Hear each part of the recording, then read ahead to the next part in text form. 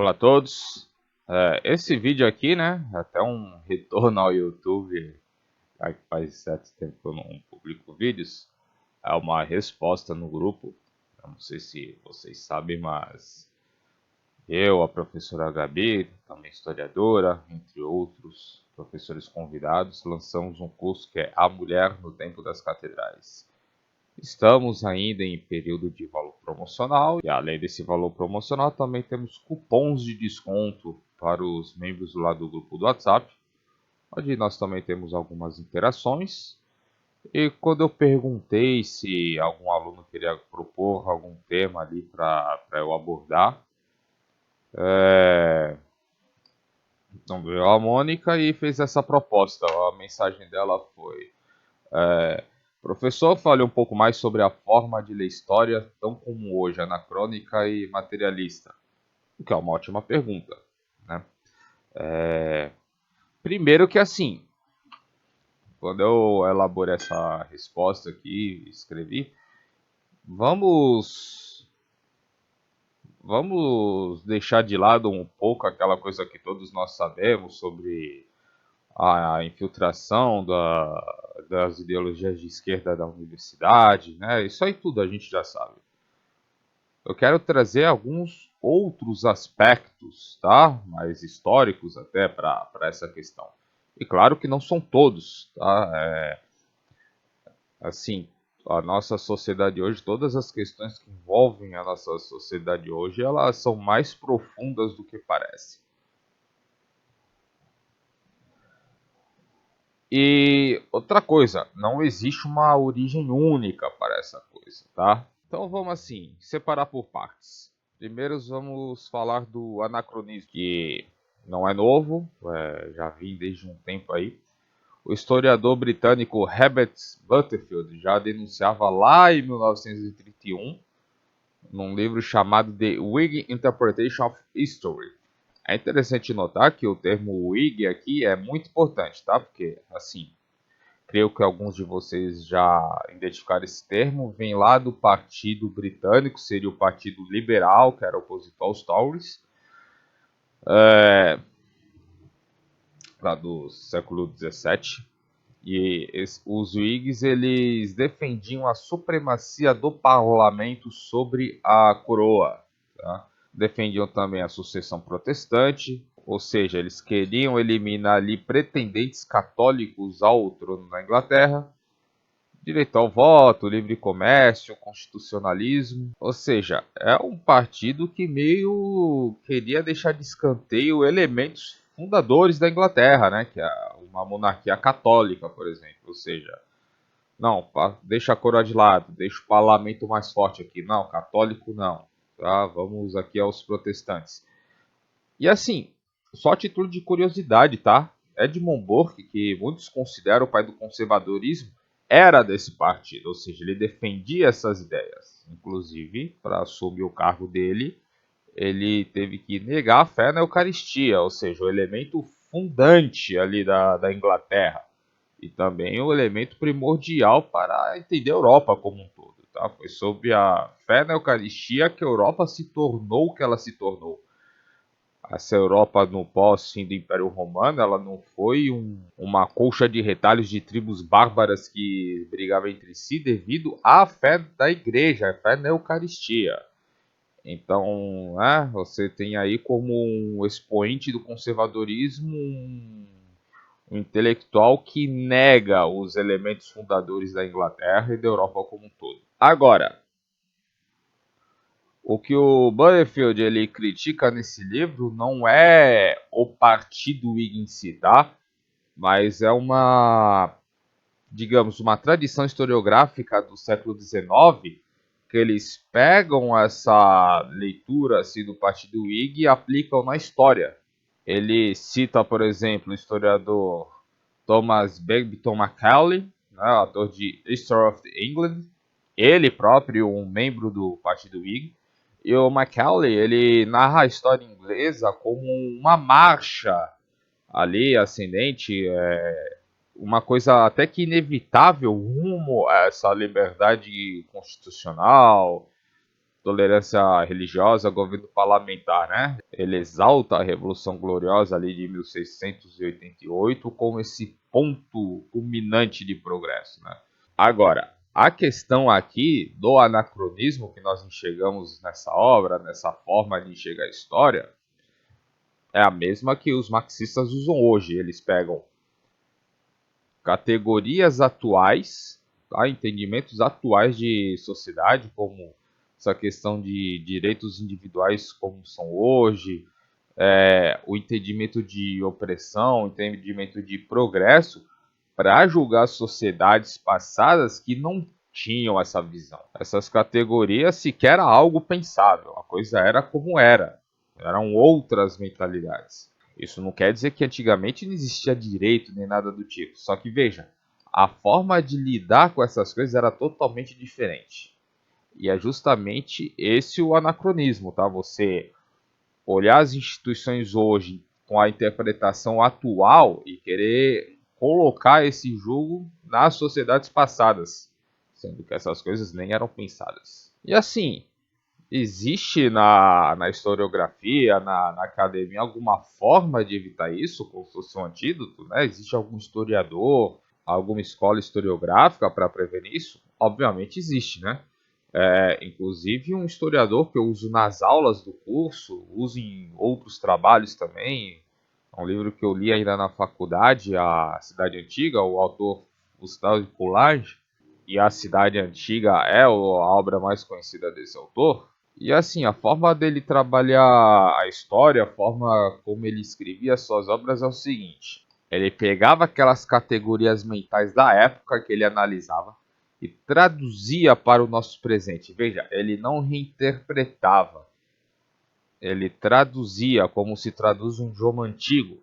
Então, por exemplo, quando você vê a Cidade Antiga, né, até, digamos assim, eu não diria uma ruptura, né, mas algo próprio dele foi que ele observou na fundação das sociedades grega e romana o papel fundamental da religião antiga. Então você vê como que aquele culto aos antepassados, aos deuses do lar, influenciaram a formação da polis. Então quando você lê esse livro, fica claro que a polis é um reflexo do oikos, essa unidade familiar primordial ali da Grécia Antiga. Então, assim, ele vai totalmente na contramão hoje. Ele pega aquela forma de pensar daquelas pessoas do passado para explicar aquela sociedade, sem fazer essa interpretação, assim, de impor as suas convicções, a sua forma de pensar naqueles povos antigos. Claro, isso não é fácil, tá? Além de requerer uma dedicação de pesquisa mesmo, o historiador que ele age dessa forma, ele precisa se despir das próprias certezas, da forma de pensar para entender o outro. E não é muito o que nós vemos hoje, e eu nem falo dos historiadores sérios da academia. Veja, quando eu falo aqui como eu vou falar futuramente, de professores, historiadores materialistas, não são historiadores sérios da academia. São esses que são entregues para a população mesmo, que as pessoas têm contato ali através das redes sociais, do YouTube, enfim. É um materialismo que ele é tão pobre, até mesmo para os padrões dos historiadores materialistas. Falar em materialista, esse é o segundo vício aqui, né? Esse materialismo reducionista, digamos assim.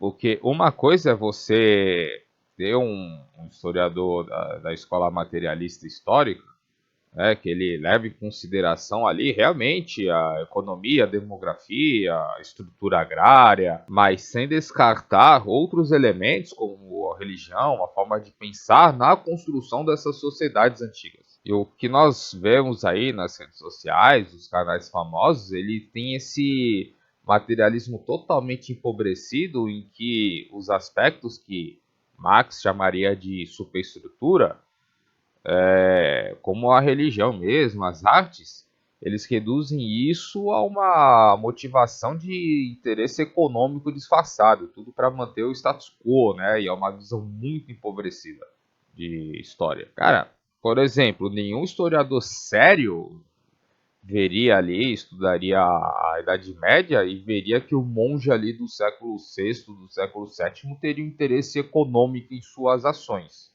É impensável uma coisa dessa. Mas assim, essa é a leitura que vira clichê, né? É o que vende, é muito simples, é visualmente satisfatório, é muito mais fácil você apontar um vilão, uma vítima, né?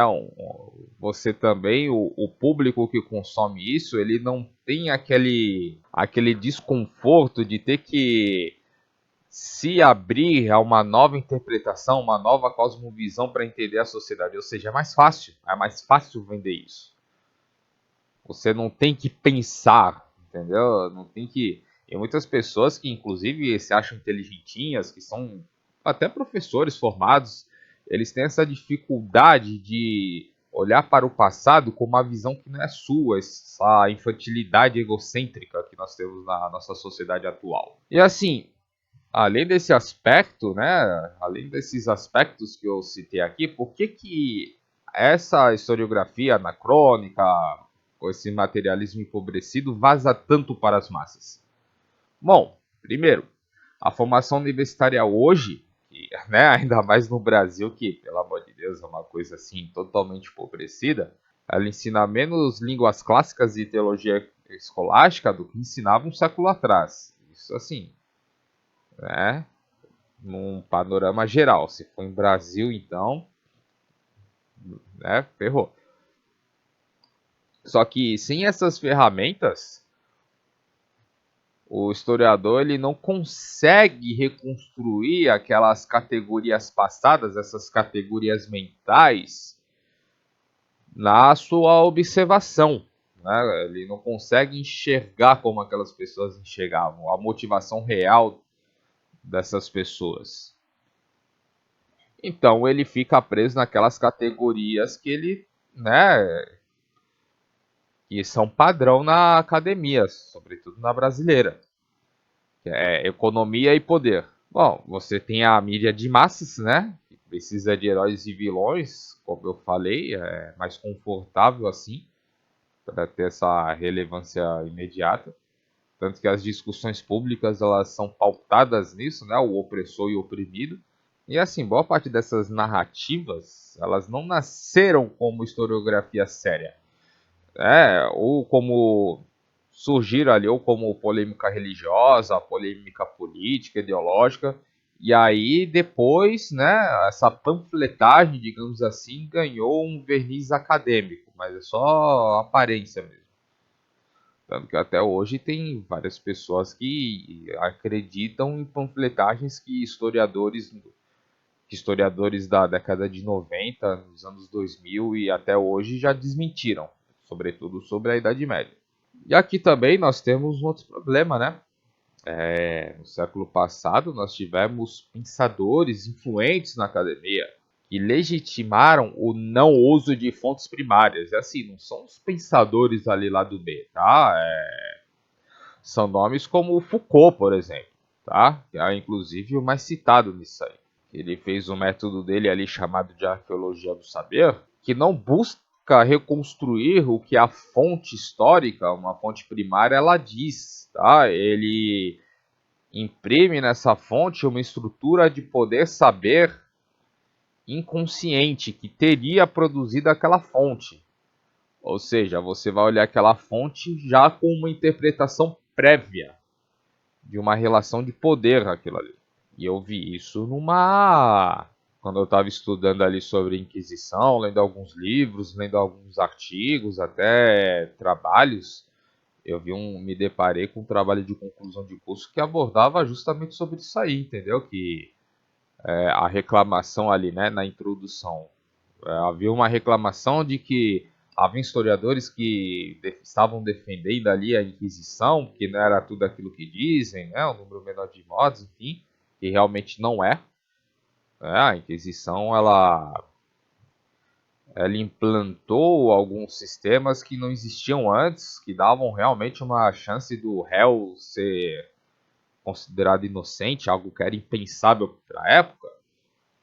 E as estudantes, né, era um grupo de de mulheres ali que estavam fazendo aquele TCC, elas falaram que não, você não deve se ater às fontes primárias. Você tem que ter essa leitura de Foucault e começar a citar Foucault ali, entendeu? Então é isso que a gente tem na academia hoje. E assim, um problema apontado até mesmo por alguns historiadores que eram simpáticos a Foucault é que ele leu pouquíssimas fontes primárias. E aí, a partir dessas poucas fontes primárias, ele criava uma generalização e criava a historiografia dele. Temos também a figura de Randall White, que ali em 1973 escreveu um número chamado Meta History, né, que ele foi a fundo ali nessa lógica. Né? Ele defendia, por exemplo, que fatos históricos, até como certidões de nascimento, datas, tratados, enfim, eles não têm um significado embutido. Tá? Ele cabe ao historiador ler aquilo ali e dar sentido através de uma narrativa. E que o historiador ele se usa de estruturas literárias, teatro, romance, cabe ao historiador decidir como, com qual estrutura literária ele vai contar essa narrativa. E não é só na forma de escrever, é na forma de interpretar, ou seja, aqui já há um questionamento ao conceito de verdade objetiva. Porque se todo fato histórico é uma narrativa, não existe verdade. Né? Essa narrativa histórica ela é moldada pela linguagem. E assim, não há um problema em você narrar a história usando uma estrutura literária. Pelo contrário, você tem excelentes historiadores, excelentes trabalhos historiográficos, né, feitos também por jornalistas, os políticos, que antigamente jornalistas e políticos eles eram decentes, né, intelectualmente decentes. Isso décadas atrás, né? Então você pega uma obra, por exemplo, de Pedro Calmon ali, a História do Brasil, a, o livro é escrito em prosa, mas assim, a linguagem é quase uma linguagem poética, entendeu? É mais difícil de ler, mas é belo, né? Agora, o que o Randall White falava é que na própria interpretação você aplica essas estruturas literárias e não na forma de contar. E aqui com o próximo autor já vamos dar mais um passo, tá? Vocês vão se identificar que é o Edward Said, no seu livro Orientalismo, ali de 1978, ele afirmava que qualquer produção de conhecimento ocidental sobre o chamado Oriente seria estruturalmente um instrumento de dominação colonial, independente se o conteúdo dele possui fatos, né? Ou seja, não importa o próprio fato do Ocidente escrever sobre o Oriente, já é um instrumento de dominação colonial. Você não pode falar sobre aquilo. E aí a escola de Frankfurt, né, Adorno, Horkheim, eles partem do princípio de que toda cultura sobre o capitalismo carrega uma ideologia de dominação. Ou seja, você já sabe o que vai encontrar ali antes da fonte. E aqui vocês já conseguiram identificar, tá, como isso é utilizado pelos militantes. É a mesma lógica que falam que racismo é só cometido de brancos contra negros, né? Sendo que isso não explica, por exemplo, as guerras civis no continente africano, que eram motivadas por questões raciais entre raças diferentes de negros, né? Porque, cara, os negros não são uma raça, são várias, né? Assim como os indígenas aqui do Brasil, não é uma raça indígena, são várias, né? Os militantes gostam de reduzir várias raças numa coisa só porque ajuda eles a favorecer ali as narrativas deles. Isso também não explica ali o racismo que os germânicos, que os alemães tinham em relação aos eslavos ali na Segunda Guerra Mundial, nem que os eslavos tinham os alemães, ou os eslavos do norte tinham em relação aos eslavos do sul. Era tudo branco, cara, mas os caras, assim, eram raças diferentes e eles tinham um racismo entre eles. Inclusive, os nazistas consideravam algumas raças africanas, né, ali do norte da África, superiores aos eslavos. Como é que você explica isso nessa leitura limitada de que racismo é somente de branco contra negro? Não dá. Ou mesmo as ações do Japão ali no pré-segunda guerra contra a China e contra a Coreia, que também tinham motivações raciais. E eu já ouvi um desses historiadores aí materialistas, né, esse materialismo pobre que eu citei, que é assim, não, o Japão invadiu ali a China, a Coreia, eles tinham um motivo ali, tinham um objetivo material ali, de busca de matéria-prima, dominação, e usaram ali a questão racial como desculpa para invadir. Para você ver o empobrecimento do materialismo, né? Esse materialismo ali que é apresentado para as massas, que é apresentado na rede. E novamente, não é o materialismo histórico de autores materialistas sérios. Ah, e claro, né, isso não ficou desapercebido, né? Você teve ali uma reação entre os historiadores sobre isso aí. Historiadores como Richard Evans, Keith Windschuttle, Geoffrey Elton, esses autores que publicaram ali obras apresentando os erros destes elementos, né? Defendendo justamente o que o Fusel de Coulage já fazia um século atrás. Agora sim, né, indo para uma questão mais prática aqui. Sabemos que a maior vítima de distorção histórica é a Igreja Católica. Tá? Como isso começou? Século XVI, Reforma Protestante. Vamos lá, as cinturas de Magdeburgo, né, organizadas por Mafias Flácios a partir de 1559, é, foi ali foram ali a primeira história eclesiástica sistemática, escrita ali com o objetivo explícito de provar que a Igreja Católica, havia se corrompido institucionalmente, que a reforma era o retorno à pureza apostólica. Né? Então, ou seja, essa narrativa que virou historiografia. Né? Ou seja, aqui nós já temos esse esqueleto narrativo. A própria expressão Idade das Trevas, no sentido de colocar a Idade Média inteira como Idade das Trevas, começou a ser usada aqui.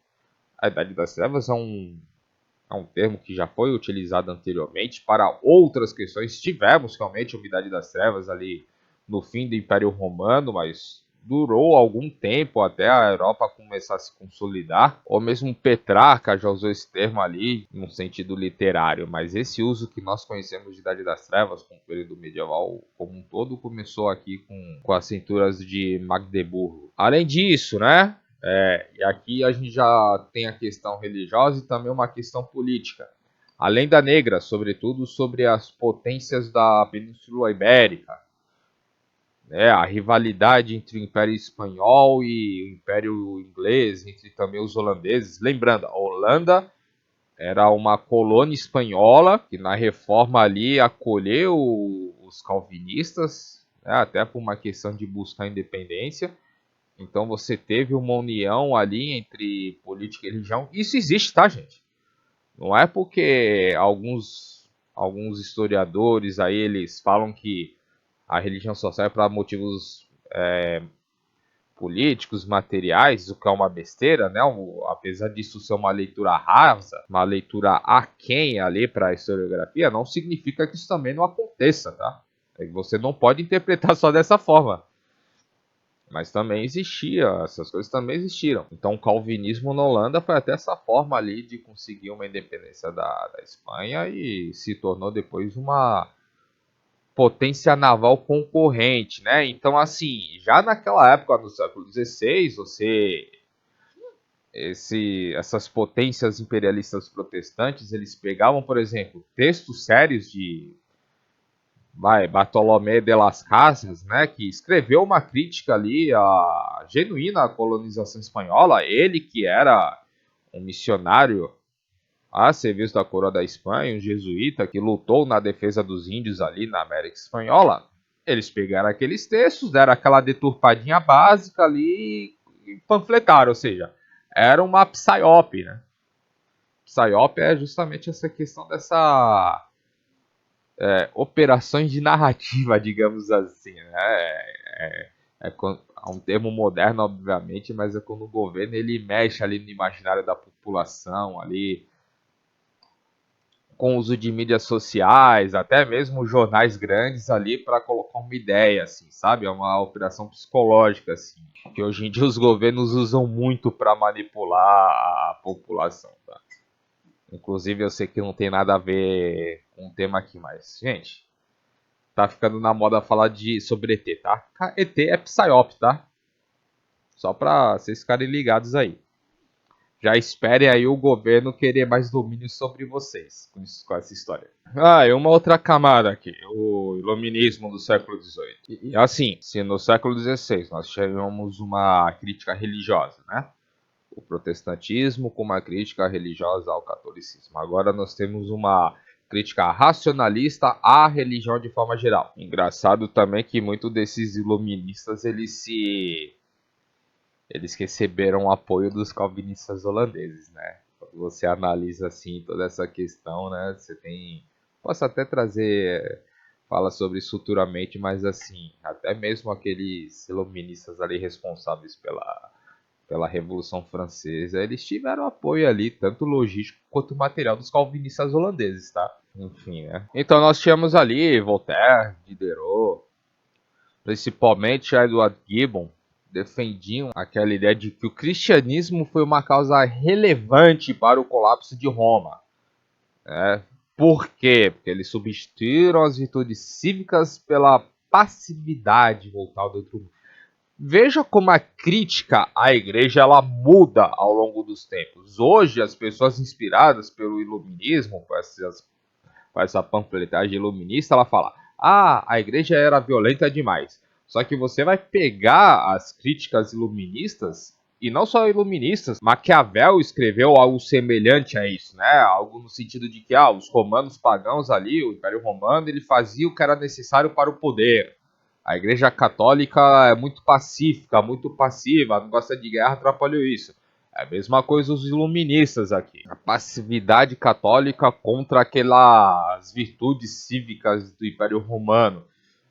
Quando você vai ver Nietzsche, né? Tem um monte de gente que gosta de Nietzsche é socialista, né? Então fala, tá, você tem retardo mental ou você não leu Nietzsche, né? As pessoas, eu sou ateu, eu gosto de Nietzsche, tá? Mas o Nietzsche colocava o cristianismo e o socialismo no mesmo balaio. Para ele, ambos era niilismo.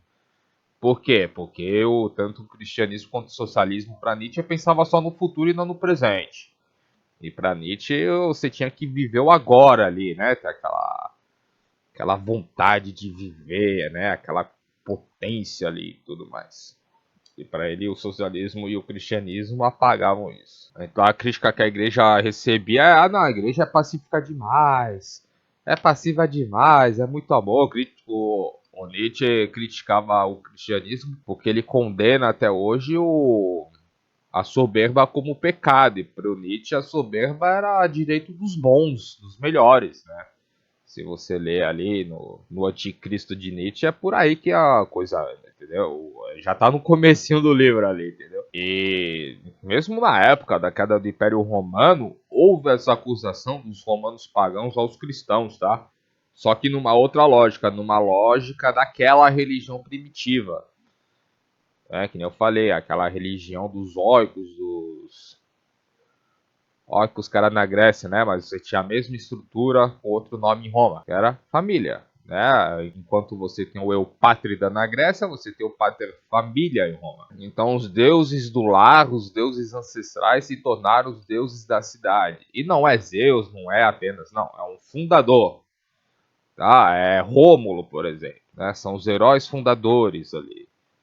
Os deuses antigos eram os fundadores da família. O cara, sei lá, ele surgiu aqui, ele teve filhos e a 10ª geração ainda idolatra aquele cara porque ele foi fundador daquela família, tá?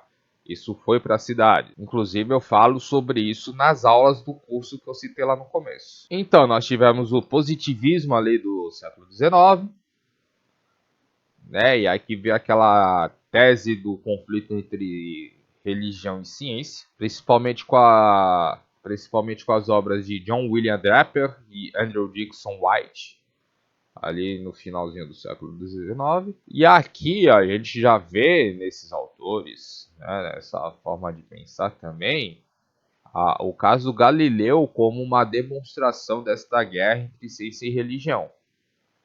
E cara, vamos estudar, né, velho? Você aí que fala, a Inquisição matou, não sei o quê. Cara, vai pesquisar. Você vai ver que não foi nada disso, né? Historiadores da ciência contemporâneos já desmentiram isso aí, cara. É assim, eu não tô falando de cara, estou falando de historiadores da ciência, que são contemporâneos, tá? Uma historiografia mais nova, como David Lindbergh, Ronald Numbers, por exemplo. E por quê? Porque a igreja medieval foi justamente o contrário, ela financiou a ciência, tá? A ciência natural. As universidades, elas são literalmente uma criação eclesiástica, né? O caso Galileu foi muito mais sobre uma questão de autoridade de interpretação das escrituras do que outra coisa. E outra, o Galileu ele não conseguiu provar a tese dele de que a Terra que girava em torno do Sol, tá? Quando você vai ler ali as cartas, o que era discutido na época, era que os jesuítas, os cardeais, eles estavam ali querendo que o Galileu provasse. Eles falavam, ó, ensina a tua tese, até porque Copérnico ensinava isso de forma ali tranquila. Ensina a tua tese como uma tese, até que você prove. No momento em que você provar que a Terra não é o centro do universo, aí você fala, não, essa tese é... Enfim. Cara, e a academia faz isso até hoje, tá? O que a igreja fez com Galileu, a academia faz com os professores universitários ainda hoje. Basta pesquisar quantos professores universitários nos Estados Unidos, na Inglaterra, foram perseguidos pela academia, perderam financiamento, perderam seus cargos, perderam suas cátedras como professores, por ensinarem, citarem criacionismo. Detalhe, são professores evolucionistas que trataram ali a tese do... algumas teses criacionistas como tese, tá? Eles trataram como tese, porque eles eram evolucionistas e mesmo assim foram perseguidos. Isso porque Galileu não morreu, tá? Ele foi aposentado, ganhando pensão, inclusive. Ou seja, o que a igreja fez lá, a academia faz até hoje. Não esqueçam disso. A igreja era mais compassiva ainda, porque vários cardeais ali financiaram Galileu, incentivavam Galileu a aprovar sua tese, os jesuítas emprestaram um telescópio para o Galileu, entendeu? Então, tipo assim, né? Vocês gostam de falar né? Vamos ser sinceros, vocês são a galera, ela não quer estudar, né? Ela quer aquele afetozinho ali, né? Tipo, não, tem esse ente político que é o opressor, então nós precisamos ali tratar ele como opressor, né? É por isso que as pessoas acreditam nessas besteiras, né? Porque é emocional, não é racional a coisa. E sabe o que é engraçado quando a gente fala sobre positivismo? É que essa ideia, ela surgiu com aba de ciência, cara. Assim, não a ideia da religião contra a ciência, tá? Mas essa ideia, por exemplo, que eles falavam, os positivistas falavam que a sociedade era dividida em época mitológica, era teológica e agora era racional e tal. Essa composição dessa sociedade dividida em três, né, que uma supera a outra, isso aí veio lá do século XII ali com o Joaquim de Fiore, né, que falava ali que o mundo era dividido entre a era do Pai, depois era do Filho e aí viria a era do Espírito Santo, né, que vira aquela igreja ali espiritual, uma ideia gnóstica de louco, enfim. O Renascimento italiano, você começou aquelas ideias da formação. Desde o Renascimento italiano, você começou ali o embriãozinho daquelas ideias da formação dos Estados Nacionais, algo que ganhou muito mais força com a Reforma Protestante, mais força ainda com o Iluminismo, com a Revolução Francesa. Aí no século XIX, caraca, o negócio estava se consolidando. Então que você teve ali a questão da unificação italiana, que é, cara, a Itália é um país muito novo, tá? A Alemanha também. A Terceira República Francesa, você teve a questão do Kulturkampf de Bismarck na Alemanha, que é a guerra cultural, tá? Isso aí já tá ali no século XIX ali. E o que acontece? A igreja, quando fala igreja católica, ela era tratada aqui nesse contexto como um obstáculo à modernização, tá?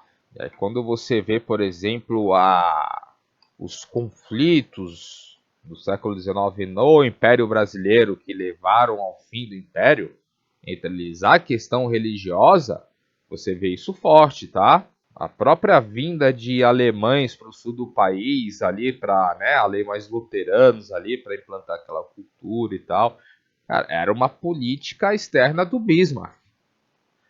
E aí você tinha de uma forma mais descentralizada a vinda de calvinistas, tanto ingleses quanto americanos, para corroer ali as estruturas do império e tal. Né, o David Gueiros ele fala muito bem sobre isso, tá? Tem uma obra, David Gueiros é o maior especialista sobre questão religiosa no Brasil Fala disso ali numa obra chamada Maçonaria, o Protestantismo e a Questão Religiosa no Brasil. E aí qual que era a briga ali, né? A briga que já vinha do século XVI ali. O Estado tem que mandar na educação, que isso aí surgiu com Lutero. Inclusive o pessoal fala, Lutero ele ampliou a educação. Cara, quando o Lutero veio com essa ideia de tirar a educação da igreja e colocar nas mãos do príncipe, você teve um caos na educação de um aumento do analfabetismo na Alemanha.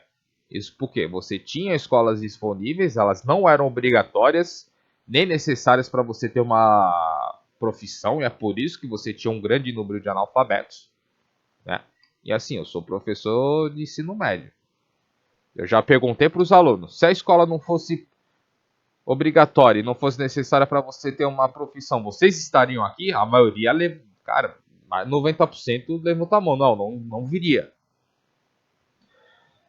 Só que quando o Lutero ele fez essa virada aí de colocar nas mãos do príncipe, cara, você teve um aumento do número de analfabetos na Alemanha. Não à toa que onde vocês imaginam que surgiu aquela ideia de que a educação deveria servir para formar cidadãos para o Estado, que na época eram guerreiros, né? Na Alemanha, né, cara? Não tinha como não ser.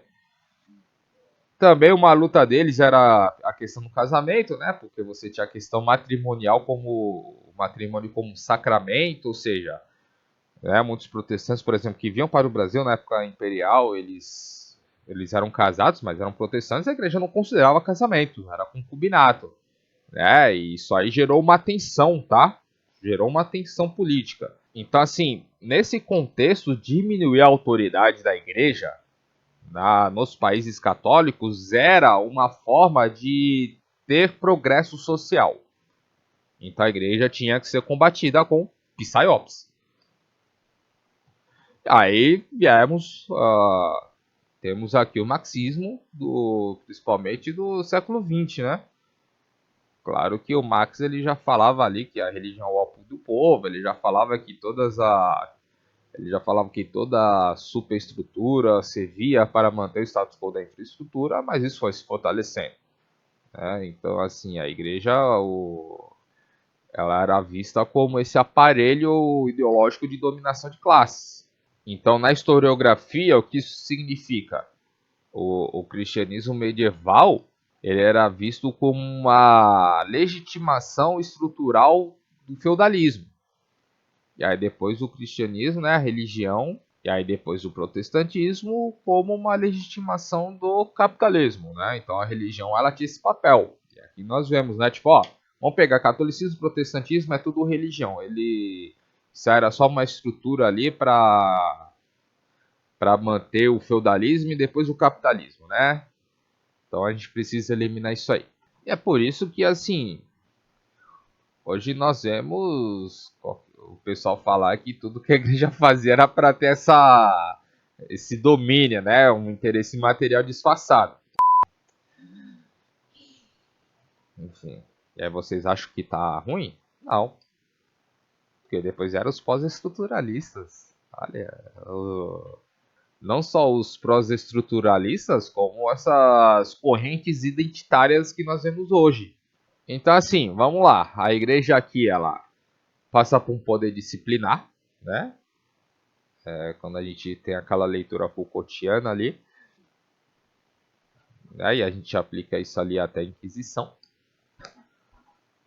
E aí passa na Era Moderna como agente colonial opressor, nessa chave de leitura pós-colonial. E aí, que é assim, né? Esse é um descarte das fontes primárias em favor de uma tese estrutural, já previamente assumida. Ou seja, eu tenho uma mentalidade, eu acho que eu tenho essa tese aqui, eu tenho tese X.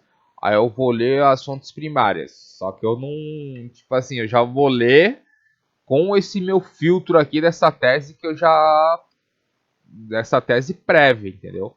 Então você, esse historiador, né, esses professores, eles já se deparam com essas fontes primárias, só que assim, já com a tese pré-concebida. Tá, beleza. Mas e aí? É o método correto. Primeiro, primazia da fonte primária sobre a teoria, né? Que é a metodologia ali central de função de Coulage. A fonte ela não ilustra uma tese prévia, ela controla a tese. Ou seja, você vai, dane-se o que você acha do mundo, dane-se o que você sabe. Você vai ler a fonte e você vai se ater ao que aquilo está escrito. Acabou, tá? Você vai suspender, você vai suspender essas categorias modernas de entendimento da sociedade, enfim, porque a sociedade passada pensava diferente de você. Né? Você vai entender ali como, como o pessoal gosta de falar hoje, você vai praticar a empatia com as fontes antigas. Né? E aí você vai fazer a reconstrução ali da mentalidade do período, né? A compreensão de dentro, né? Por exemplo, teve um historiador e filósofo que ele formulou isso ali, né? O Robin George Collingwood. Ele formulou da seguinte maneira: você vai reencenar o pensamento do agente histórico, perguntar que problema aquele cara tinha lá no passado, que problema ele estava resolvendo, quais as ferramentas que ele tinha à disposição, ferramentas conceituais. E aí um terceiro princípio, né? Etimologia e semântica história como ferramenta de controle. Cara, e aqui vem um pulo do gato, tá? O anacronismo, ele não é necessariamente factual, ele é semântico, tá? Então você usa palavras, por exemplo, liberdade, família, estado, nação. Você vai ler o passado, só que assim, você encontra as mesmas palavras, só que o conceito era diferente. O conceito de família no passado era diferente de hoje. Por exemplo, o que era uma família em Roma? Que era a mesma coisa que o oikos na Grécia. Você tinha o pai, né, seja o pater familias ou pátrida, a mulher, os filhos, os clientes e os escravos. Os clientes eram pessoas de segunda categoria porque não tinham ali um antepassado para prestar culto, então eles eram submissos ao pater familias. Essa hierarquia ela não era devido à riqueza, era devido à religião, do culto aos antepassados. Você podia ter, por exemplo, comerciantes, né? Geralmente, principalmente em Atenas ali, quando o, o Eupátrio dele morria, ele deixava a terra ali para o filho mais velho, a filha não levava nada, porque ela era temporária, né? Porque ela ia se casar e fazer parte do culto do futuro esposo. O filho mais novo ficava com quase nada, entendeu? Então, o que esse filho mais novo ia fazer? Ou ele ia colonizar outros lugares, ali ele ia levar o culto dele para esse outro lugar e fazer o oikos dele ali, ou ia virar navegador, comerciante, entendeu? E muitas vezes esse cara era mais rico do que o Epátrida, né? E era pessoa de segunda categoria, porque não era devido ao poder financeiro, assim, era uma autoridade religiosa. O conceito de família da Idade Média, né? A família tradicional era completamente diferente até do que os neoconservadores acham hoje, né? Porque aí você tinha ali, era um terrenão ali, pega um sítiozão ali, você tinha a sua casa, a casa do seu irmão, do seu primo, do seu tio, cada um com sua família ali, era uma comunidade, né? Aí você tem essa família burguesa do século XIX, que a mulher não trabalhava, né? E aí é legal que tanto os conservadores quanto as feministas, eles acham que isso é a família tradicional, né? É o cara que trabalha, a mulher fica ali num doquinho em casa ali, sem fazer nada. E os filhos, cara, isso é família burguesa pós-moderna do século XIX, cara, entendeu? Não tem nada de tradicional nisso aí. Então, assim, quando você vai se deparar com esses termos do passado, você tem que entender o que aquilo significava na época em que você está analisando e não pensar o que é hoje. E é isso, por exemplo, que o feminismo faz, né? Ele tem As feministas, elas têm essa concepção moderna aí, né, pós-moderna, e aí ela vai ler o passado com a concepção de hoje, tipo assim, né? Até, por exemplo, vamos pegar um conflito semântico dos dias de hoje. Todo mundo fala, o Islã é a religião da paz, tá? Mas você sabe o que significa a paz para um muçulmano? Cara, não é a mesma coisa que você entende como sendo paz, tá? Não é. Quarto princípio, rigor documental e crítica de fontes, né? Isso aí vem lá de Leopold von Ranke, né, que é antes até da escola metódica, que ele defendia que, assim, o historiador deveria narrar o passado como ele foi, acabou, dane-se o que você pensa. Você só vai narrar ali. Então você tinha ali um cuidado com a autenticidade do documento, datação, né, de onde veio aquele documento, comparação entre testemunhos ali da época. Aqui, um quinto princípio, explicação multicausal, que é, por exemplo, o que o Mark Bloch fazia, né? Você vai pegar a sociedade antiga, você vai entender ela em seus diversos aspectos, religioso, econômico, social, enfim. Enquanto, por exemplo, esse materialismo pobre que nós temos aí das redes sociais, ele quer explicar tudo material, um historiador sério, ele vai levar em consideração todos os aspectos e vai brincar de Lego ali, entendeu? Ó, isso aqui é material. Que nem eu falei ali quando eu tava citando ali a questão da Holanda, né? A Holanda ser contra o Império Espanhol. Cara, você teve uma motivação religiosa e política ao mesmo tempo. Os calvinistas, que assim, aí você fala, não, mas o calvinismo foi usado ali por uma questão política. Cara, na boa, o calvinismo ele detestava o catolicismo. Então, tipo assim, o calvinismo britânico lá de Oliver Cromwell, ele detonava com o Império Espanhol, né? Os huguenotes franceses, pô, os caras iam pro Brasil matar jesuíta no meio do mar, entendeu? Então, assim, aqui na cidade de Santos também, né? Você teve invasões holandesas aí, né?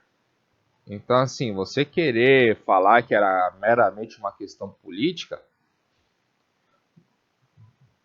é meio complicado, né? Você pode entender que, não, teve uma união de dois fatores. Beleza.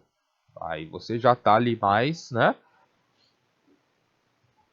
Já tá pensando numa forma mais séria ali, né? Você teve realmente a união de dois fatores. Assim, isso é insuficiente, tá? Você querer sempre submeter. Claro, existem muitas vezes uma submissão de uma coisa a outra, tá? Existem muitas vezes que a política se usa da religião, sim, existe. Só que assim, você já buscar uma fonte com isso em mente, não, peraí, você primeiro lê a fonte para identificar se realmente aconteceu isso. Tá? Eu quero bater no pé isso. Não quer dizer que não tenha acontecido na história. Quer dizer que você vai concluir se foi isso de fato após a pesquisa historiográfica, não antes, né? A crítica aqui que eu estou fazendo é justamente essa questão de você ir com uma tese prévia. Assim, obviamente você tem muitas vezes uma tese prévia, mas você tem de se abrir a possibilidade de você estar errado, tá? Vamos lá, sexto princípio, distinção entre juízo histórico e juízo moral, tá? Aqui temos, por exemplo, a figura de Herbert Butterfield, que falava que o historiador ele tem duas tarefas distintas que não devem se confundir, que é assim, bem casar com o que eu estou falando aqui. Entender por que algo aconteceu e depois julgar se aquilo foi certo ou errado. Assim, elas são coisas diferentes. Primeiro você vai entender o passado, depois você vai julgar se aquilo foi certo ou errado. Até porque senão a gente cai no relativismo, né? Que é engraçado, né? Que as mesmas pessoas que cometem esses erros historiográficos que eu comentei atrás aí, Quando se trata de, por exemplo, falar sobre os índios, aí elas, não, vamos entender que era a cultura dele. Ó, o cara ele matava um amiguinho e assava o crânio dele lá, a perna dele e comia. Não, era a cultura dele. Ou seja, você vê que aí é dois pesos, duas medidas. Você já vê que não há realmente uma, né?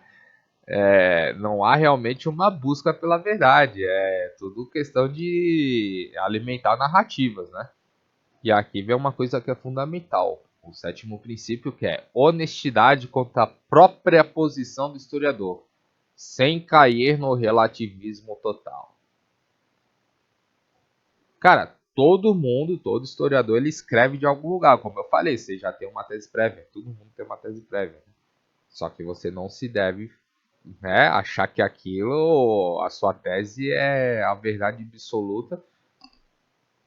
Que aqui o problema é você ter essa tese prévia e aí o cara usa toda a documentação, todas as fontes para fortalecer aquela tese, que é o que o anacronismo faz, né? Então o anacronismo ele acaba sendo uma ferramenta de historiador, alguns historiadores que querem fortalecer suas próprias narrativas. E engraçado que quando você vai, por exemplo, num concurso público para professor, seja da prefeitura, seja do estado, é isso que tá na prova, cara. Você tem que estudar essa aí, entendeu? Não, dane-se a história. Você vai. Eles falam, né?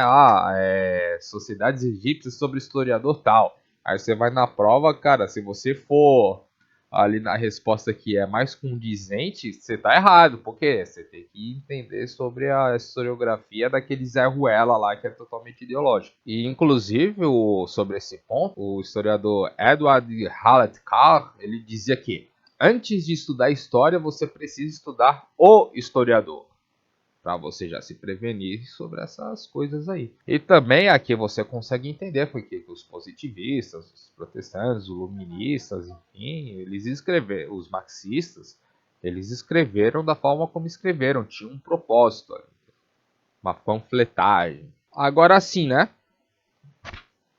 Tem uma questão que eu vi até lá na faculdade. A escola metódica, ela não é muito bem vista não, tá? A escola ali que se formou a partir da questão de Coulage e tal. Que assim, a escola metódica, ela tinha esse cuidado com as fontes primárias, então você tinha uma catalogação das fontes primárias, né? Você tinha essa suspensão de juízo ao tratar as fontes primárias. Né? Era um método documentado, testado ali há mais de um século e tal. Agora, por que isso foi questionado? Né? Se era uma coisa assim,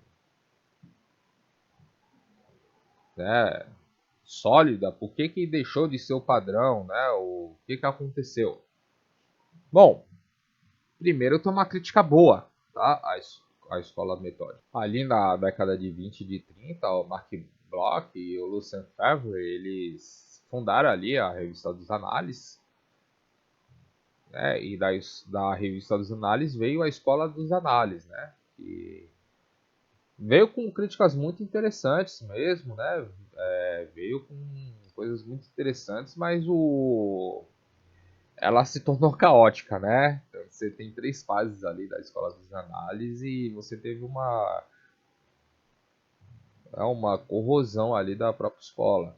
Ficou meio, em muitos aspectos, se tornou uma várzea, né? E eles criticavam o escopo muito estreito da escola metódica. E há uma crítica boa, tá? Porque nesse início, a escola dos análises, eles passaram inclusive a ampliar o que eles consideravam como fonte histórica. Não só documentos, mas também não só coisas escritas também, tá? Mas como obras de arte, enfim, várias outras coisas, né? Então, realmente, assim, nesse início foi um movimento muito interessante. Você ampliou ali o escopo, considerando muitas outras coisas na análise histórica, mas, assim, ao mesmo tempo que eles continuavam ali naquele início exigindo o rigor das fontes, tá? Claro que isso ali teve uma deterioração e, enfim, mas nesse início foi muito pertinente mesmo. Agora, a segunda rejeição, que é mais recente, mais radical ali, foi a mais questionável, foi justamente esse giro pós-estruturalista ali, a partir das décadas de 60 e 70. E eles começaram a rotular a escola metódica como positivista. Inclusive, eu lembro que na faculdade, meu professor, ela é conhecida como escola positivista, mas pelo amor de Deus, não associem com o Augusto Comte, tá? Porque, cara, Augusto Comte era meio doido, né? Ele era positivista religioso. Não sei se vocês sabem. O positivismo, ele tinha o positivismo científico e o religioso. Tem igreja positivista no Brasil, tá?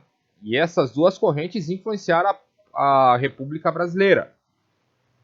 Nossa política até hoje é positivista. Um negócio que surgiu na França e nem o francês leva a sério essa merda e a gente continua aqui, enfim, né?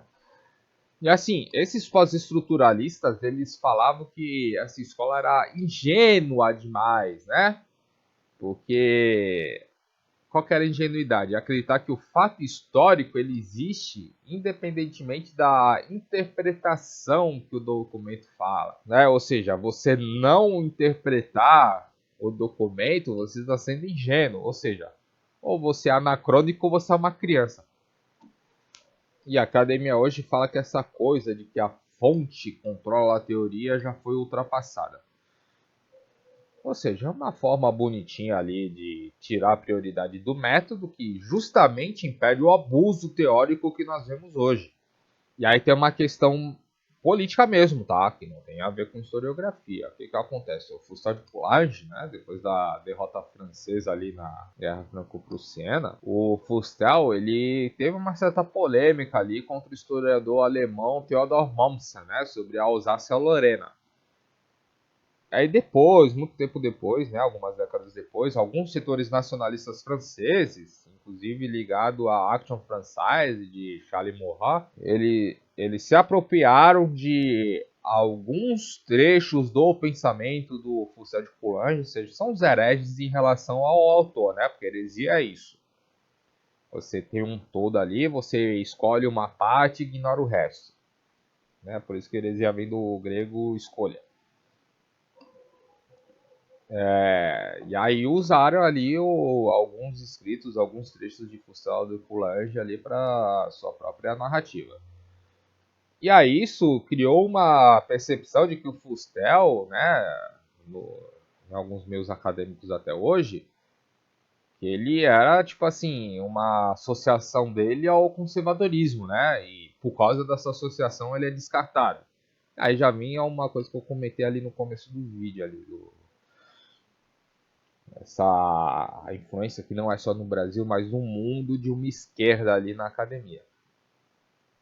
Ou seja, eles não analisam a obra, eles analisam a pessoa. Isso acontece muito, tá? E por fim, algumas questões institucionais, tá? O declínio do ensino de línguas clássicas e da paleografia, a falta dessas ferramentas, né?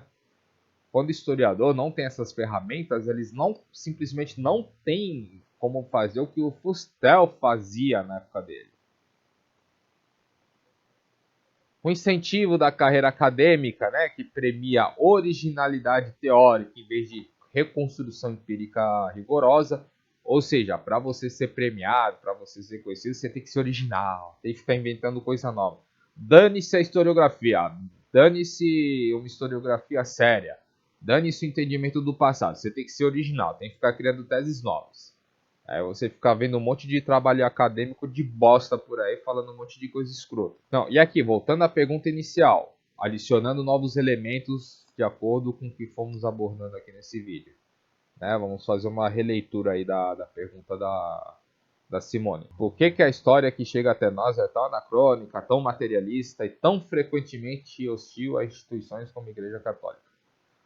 Bom, nós vimos que realmente é um resultado acumulado de séculos de polêmica confessional, disputa geopolítica, racionalismo, né, correntes ali modernas, não só o racionalismo, como o positivismo cientificista, né, esse nacionalismo liberal ali do século XIX, que, como eu falei já, tem suas raízes ali no século XV, XVI. né, o materialismo, essa teoria pós-estruturalista, né? Ou seja, ideias que buscam seu lugar ao sol, mas que se deparam ali com um ente influente, não só nas mentalidades das pessoas, mas no fundo na política mesmo, que é a igreja, né? Então assim, se eu sou uma ideia nova, né? Fico tanto no campo das ideias, ou uma ideia também que conversa ali com a prática, como as questões políticas, né? Eu tenho um ente ali influente, né? Como a igreja que tem 2000 anos. Eu preciso corroer esse ente para eu conseguir ter esse meu lugar ao sol ali. E claro, né, a Igreja Católica não é o único ente que é combatido. Vários outros que são contra a minha ideia também devem ser combatidos, né? Então, é uma guerra, né, cara? É uma guerra ideológica. Então, é isso aí. Para trabalhar a história, nós devemos ter método, a fonte tem de estar acima da teoria, devemos enxergar as coisas como as pessoas do período em que estamos analisando enxergavam, né? E analisar o objeto sob diversos pontos de vista, para sermos honestos. Espero que tenham gostado no vídeo. Ó, façam parte lá do grupo do WhatsApp, vão estudar com a gente aqui. Entender aí o papel da mulher no tempo das catedrais vai ser muito bom para vocês. Até a próxima.